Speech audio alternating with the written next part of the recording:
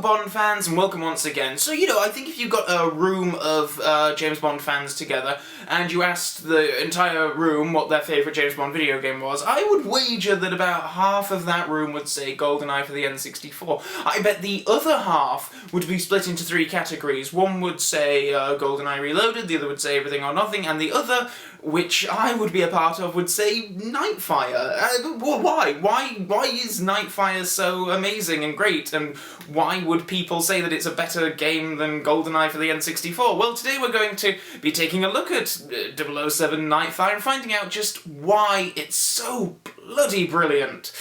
On with the game. So, popping the disc, and after a couple of company logos, we get the gun barrel! Hurrah! One of the main things I felt was missing from Agent Under Fire was a good dose of traditional cinematic Bond elements, so I'm ecstatic EA seem to have learned their lesson.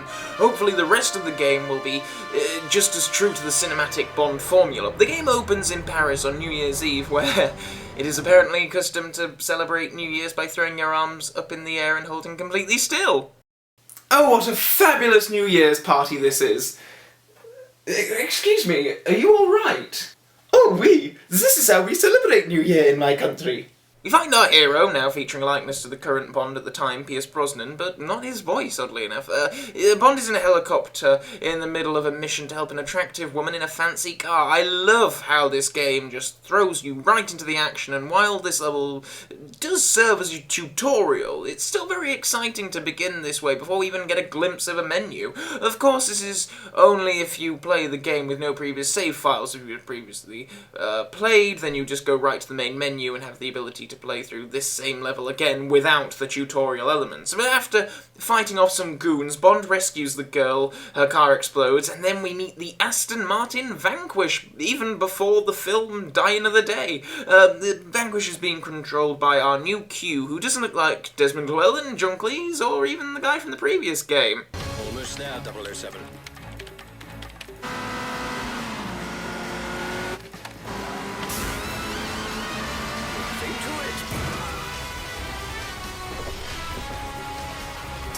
Bond and Dominique get into the car. What's going on with Dominique's hair? Does she glue it to her cheek every day as part of her makeup routine? Anyway, now we actually get a bit of plot along with the good old Bond introduction. The stolen device is in that truck. If we hurry, we can still catch it. By the way, who are you? The name's Bond. James Bond. Gun barrel and the introduction line in the first few minutes? Oh, I'm in 00 game heaven. The level then continues as a driving segment in which you race through the streets of Paris to try and catch a baddie truck carrying a bomb heading for the Eiffel Tower. It's a fast and frantic level, lots of shooting, lots of gadgets to use. It's so much fun to play through and an excellent way to start the game. I'm on great terms with it already. After halting the truck with an EMP, Bond and Dominique toast in the new year, and so Bond is his first girl of the game. Jeez, it took like 10 levels for him to get to this point in Agent Under Fire. Next up is a title sequence. So that first level served as a pre-title sequence? Oh, that's awesome. Oh, that is so good. Oh, I love this game already. Actually, for a title sequence, there aren't really any titles in this sequence. But hey, at least they went to the effort of getting an original song. Nearly Civilized by Esthero is a cool little song, and I actually enjoy listening to it quite a lot, even if it does feel slightly out of place lyrically. I'm not sure what throwing buildings up and tearing them down again has to do with, well, anything to do with this game, but after such a warm welcome, I'm not gonna split hairs just yet. Does anyone else find the subtle movements of Brosnan's Bond on this menu a little creepy? For ages, me and my friends never noticed he's moving until one day one of us shouted, "Oh my god, he's moving!" And we all spent about, 10 minutes, with our eyes right up at the screen watching him move. It's just so slow and weird. I'm not sure entirely why they felt the need to do it.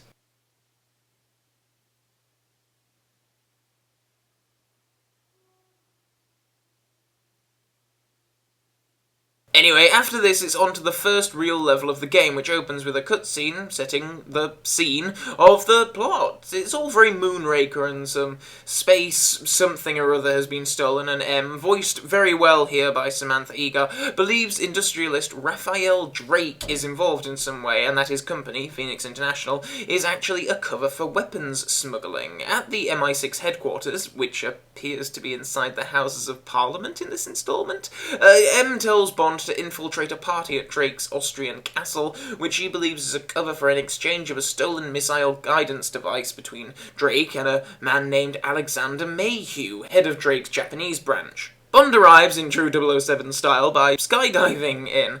To say this is supposed to be a stealth mission, it's not the most subtle of entrances, but whatever, it's a game. Now, I'm not sure if this is a good thing, but this whole level is probably the best level of the game, and in my opinion, it does kind of peak here. That's not to say the rest of the game isn't fabulous, but this level is just a perfect thing. I would say it's quite possibly my favourite level of any James Bond video game ever.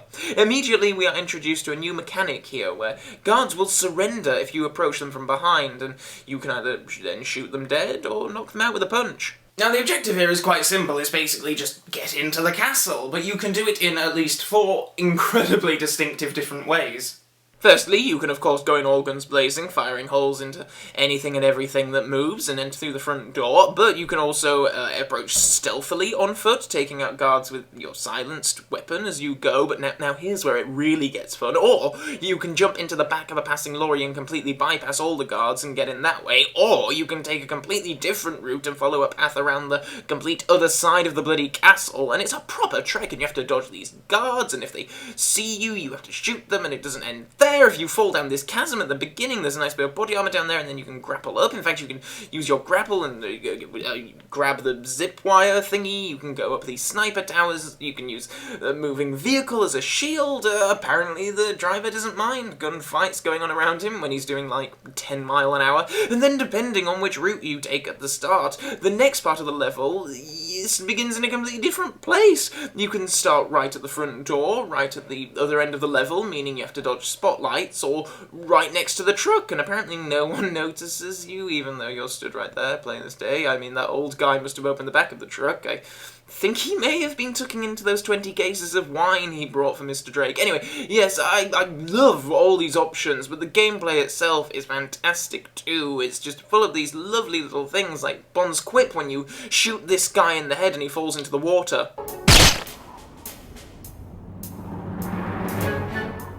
I'd give that dive a 3, actually.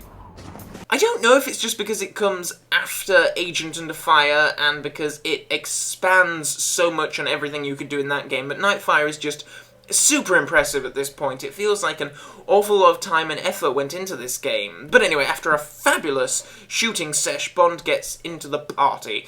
I wonder if all the guests had to resort to firearms and murder in order to get to this party. But it's no violence allowed in here. Hello.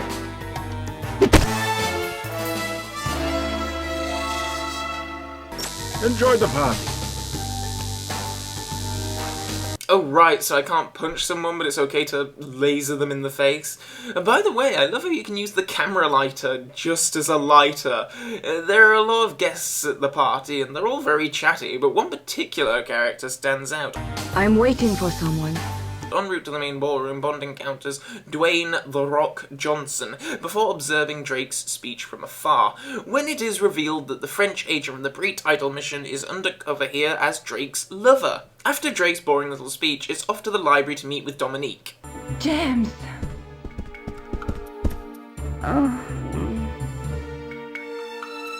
You're the deep cover agent? It's not as deep as it looks. Sorry to interrupt your debriefing, 007.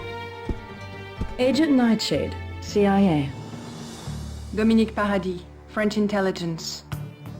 Awkward? Mayhew's arrived with the stolen guidance device. So yeah, Zoe Nightshade is in this game too, albeit with a completely different voice, but, you know, it's her. And yeah, wow, I'm still pretty blown away by her inclusion in this game. It's really, really cool. I mean, she doesn't do much, really, but it's lovely to see a bit of continuation, and I'm always happy to see characters return in any form, in any Bond-related media, so I'm down with this. Is that dress standard company issue, Nightshade? Don't get any ideas, 007. It's armored in all the right places.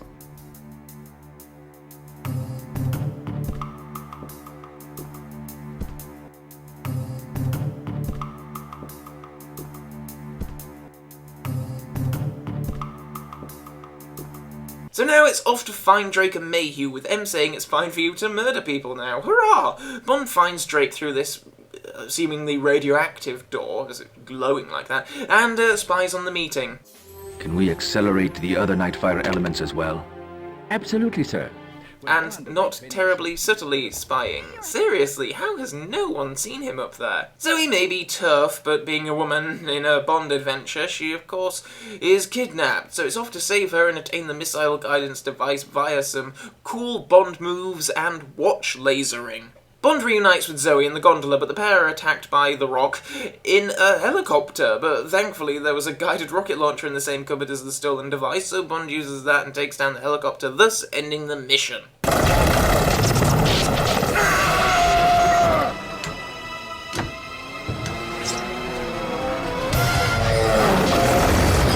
Hang on to me, Zoe. I thought you'd never ask. Wait a minute, is Bond sliding down that zip line with his bare hands? Jeez, that would chafe, wouldn't it? How is he doing this without screaming in pain the whole way? The next level continues Bond and Zoe's escape through an on-rails driving segment. As I mentioned in my Agent Under Fire review, I love these on-rail segments. They really add to the variety of the gameplay, and it's especially fun in this level to blow up towers and shoot guards off their vehicles. It's a lovely little level, and even features something of a classic Bond moment as Zoe crashes into a swanky lodge. Sorry, we forgot to make a reservation. The level ends with a cameo from a former Bond, who appears here as a villain, which I think is pretty cool for fans of the previous game, that they used the same model for Bond there as this character. I also feel kind of sorry for that character model, like he was freaking Bond last time, and now he's just henchman number 58. It's quite a demotion. I mean, that'd be like George Lazenby coming back as one of those Slumber Inc. workers in Diamonds Are Forever.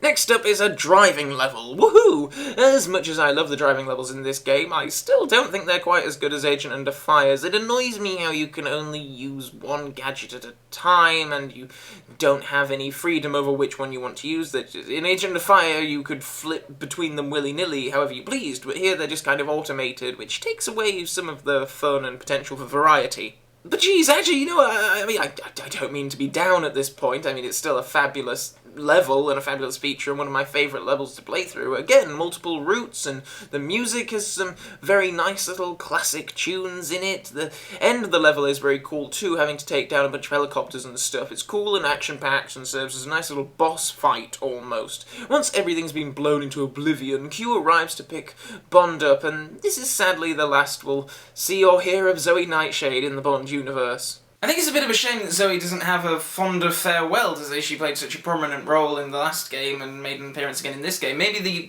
intention was to have her appear in another game. Maybe she's sort of a female Felix Leiter, so there is always room for her to come back.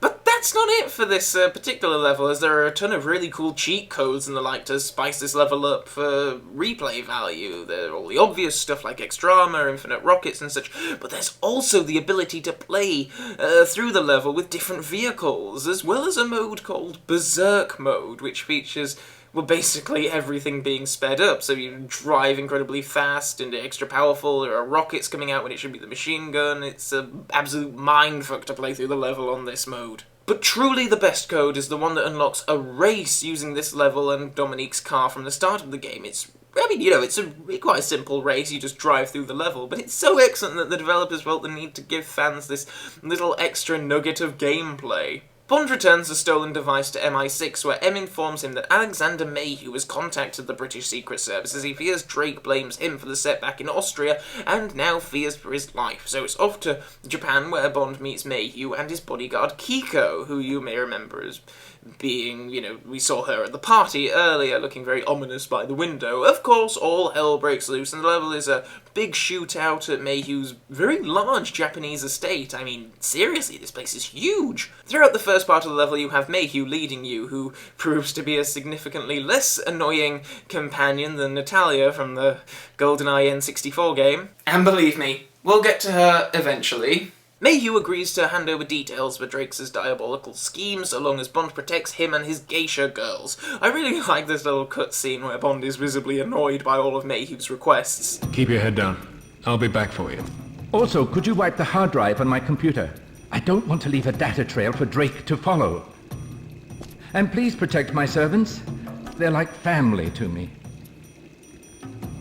This game certainly gives Bond more of a character than the previous one, which is nice. It makes it feel more filmic in a lot of ways. There are a few nice excuses to be Bondian in this level too. I love getting the drop on these goons and rescuing the geisha girl here in the spa.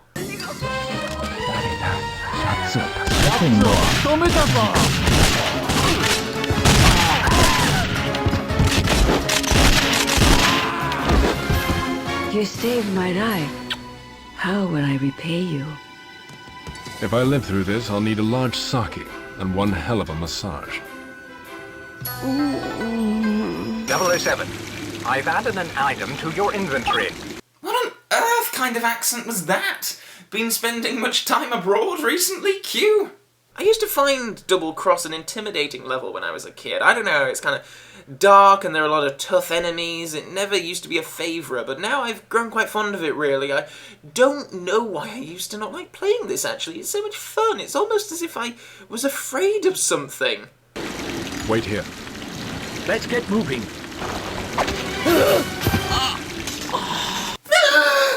Ah, now I remember why I hardly played this level as a kid. This ninja scared the shit out of me when I was younger. It's so creepy with those glowing red eyes. Oh, jeez. This thing can't be killed quickly enough. Yes, Mayhew is killed by the ninja, but not before he tells Bond that the key code Bond picked up in Mayhew's room will lead him to evidence of Operation Nightfire, currently being stored on Mayhew's computer at his office in Tokyo. I was pinned down. Great thought-out excuse there, Kiko. Geez, the only way she could look more suspicious if she was holding a blood-stained knife. Oh, crap. Oh, hi, James. Yeah, I was pinned down by some big guys over there. Like, they were really big, and they pinned me down. And then I got up and thought I would make Alex some fries with a lot of ketchup. And, oh, Alex is dead? I had no idea that was gonna happen.